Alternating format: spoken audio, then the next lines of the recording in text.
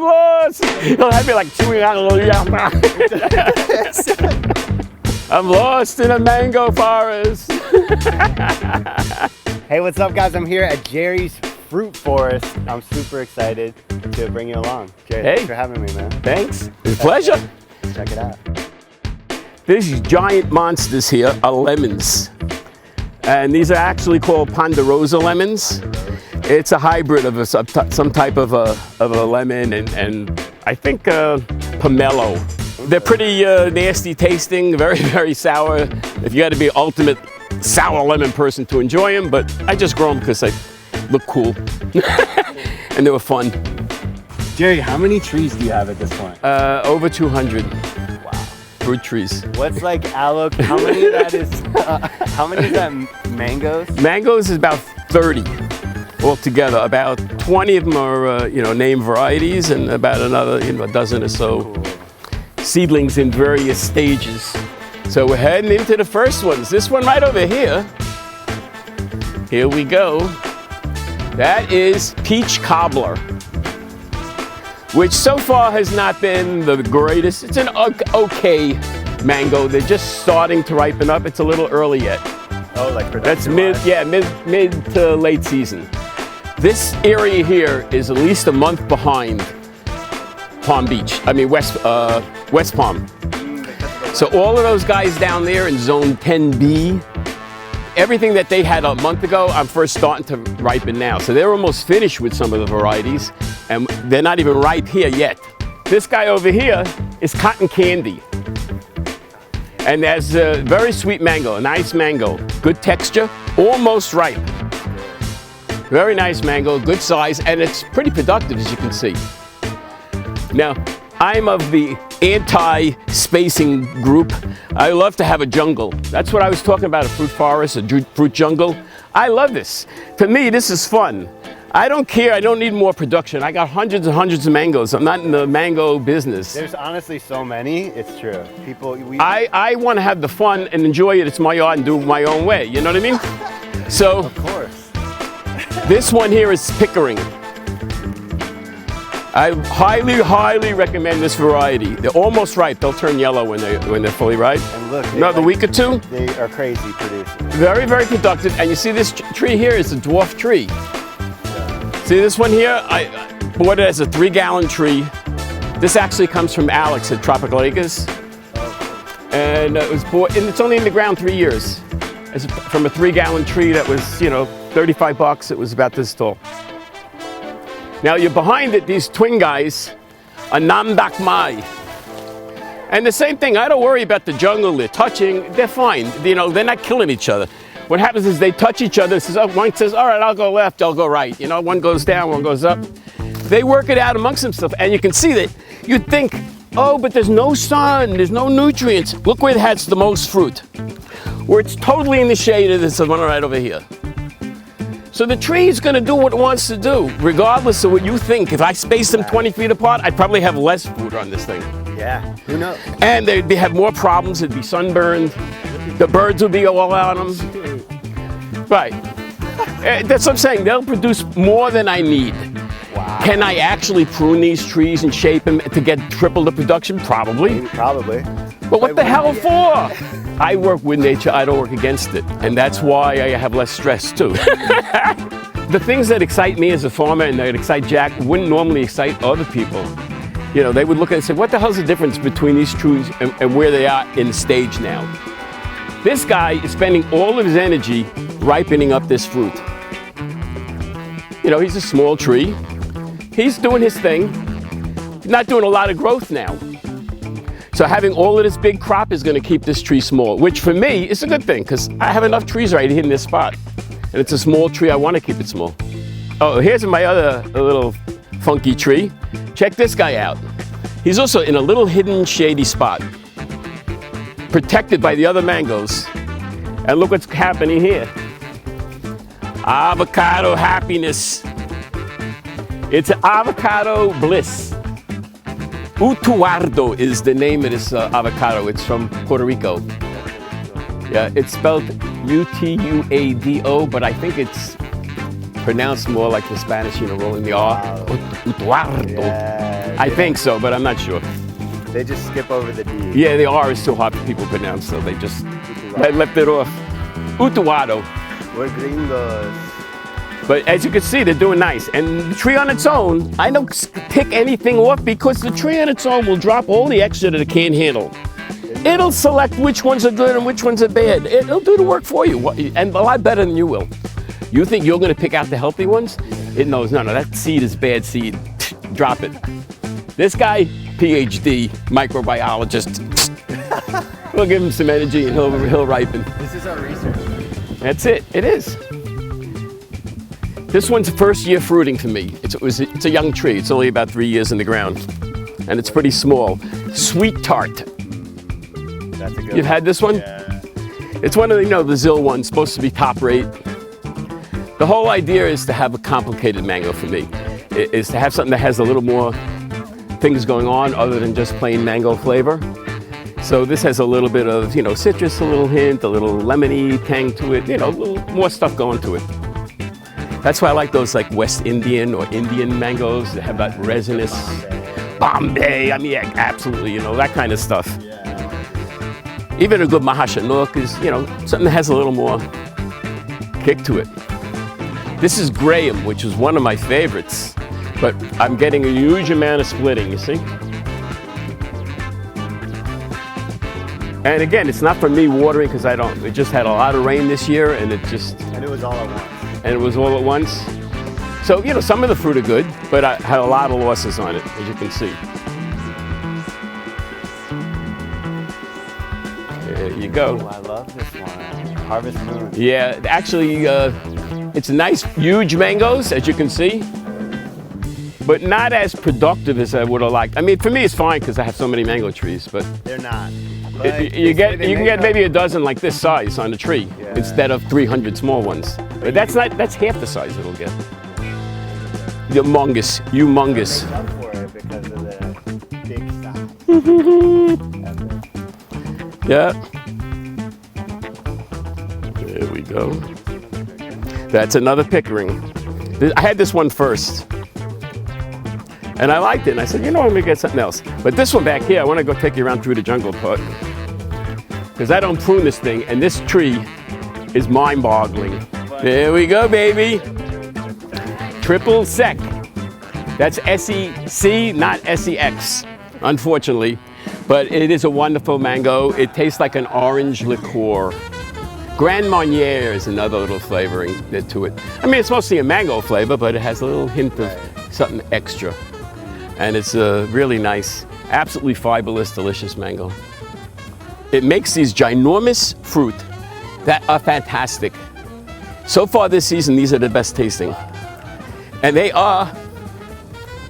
killers, man. Yeah, they're dropping off now. They're getting ready. Take this one.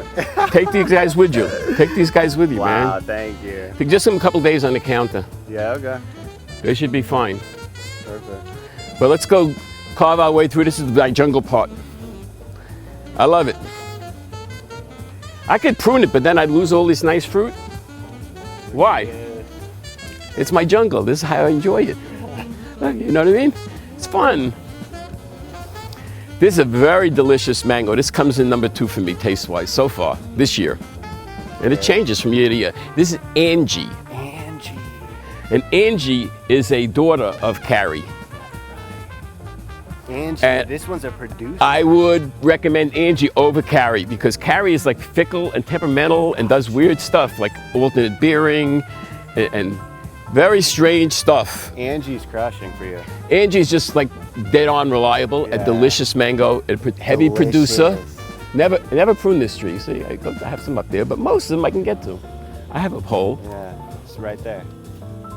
Very high quality mangoes. That's the thing. Bro. That's what I'm looking for. Something that's tasty, and I'm not have to spraying it.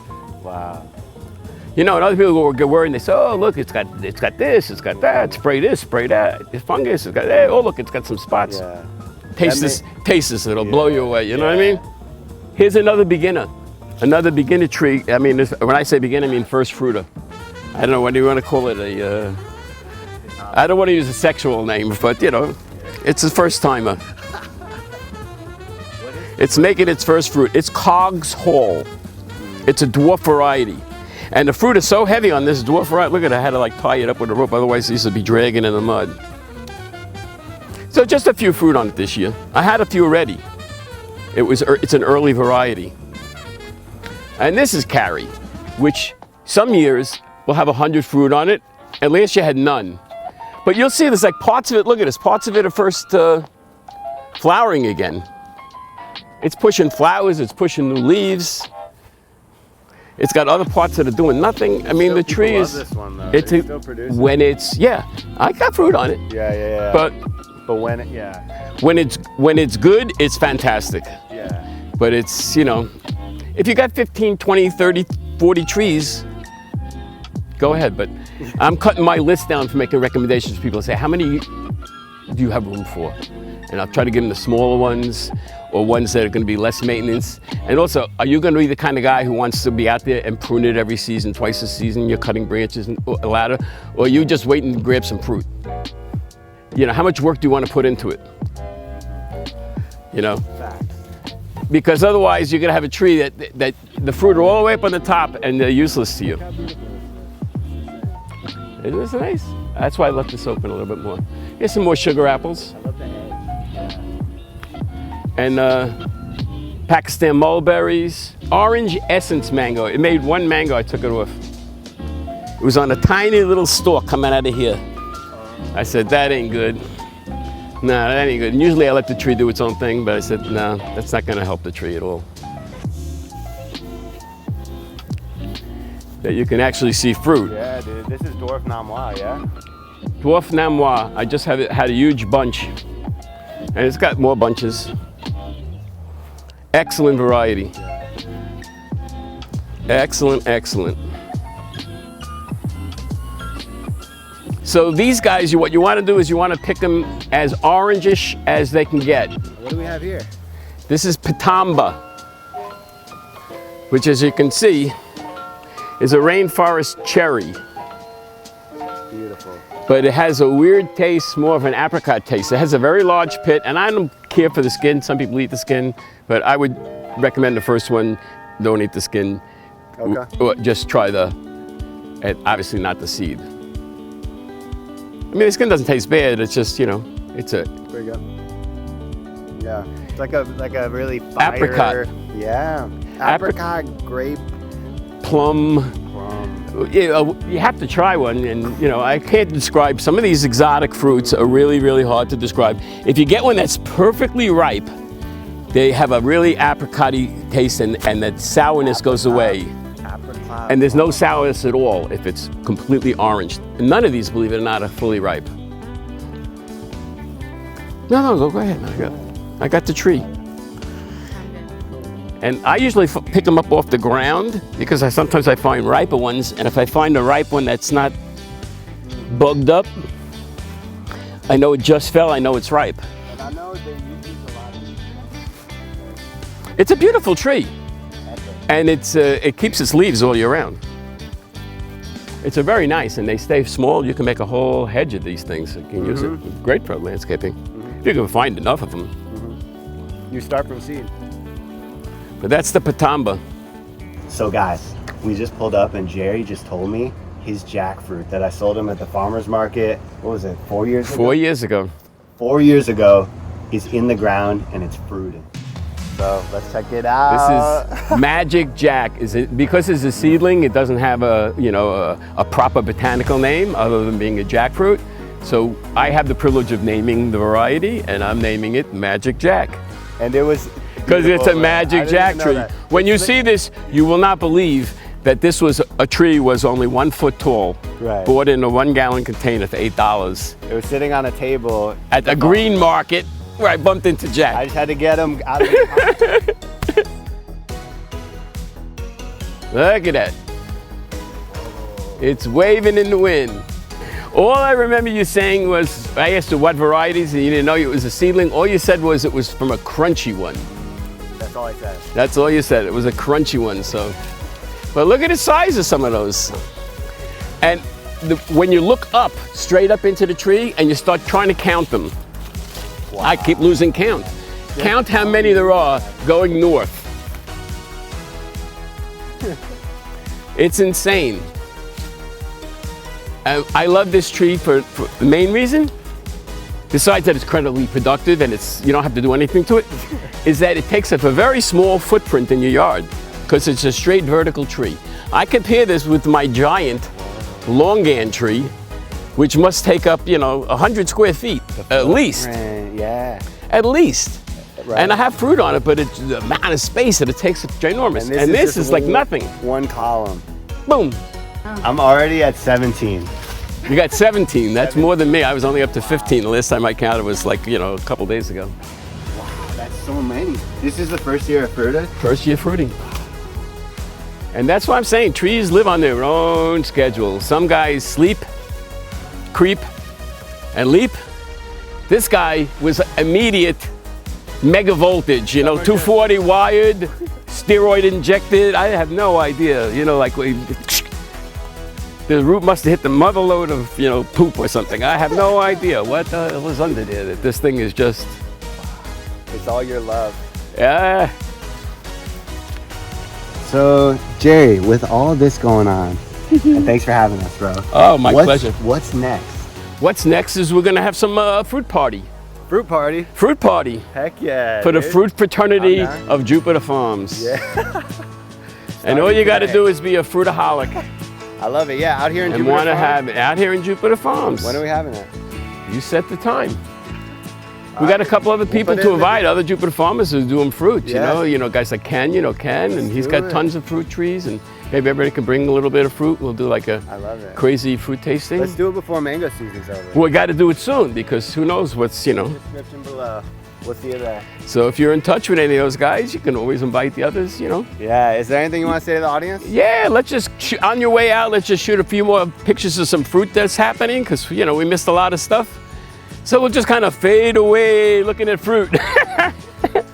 Mamey sapote. These ginormous baked potatoes. Almost ready.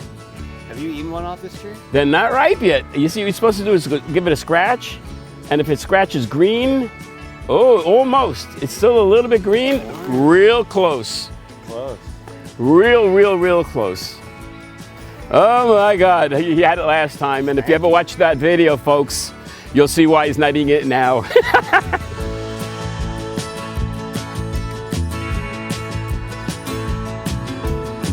Take care now.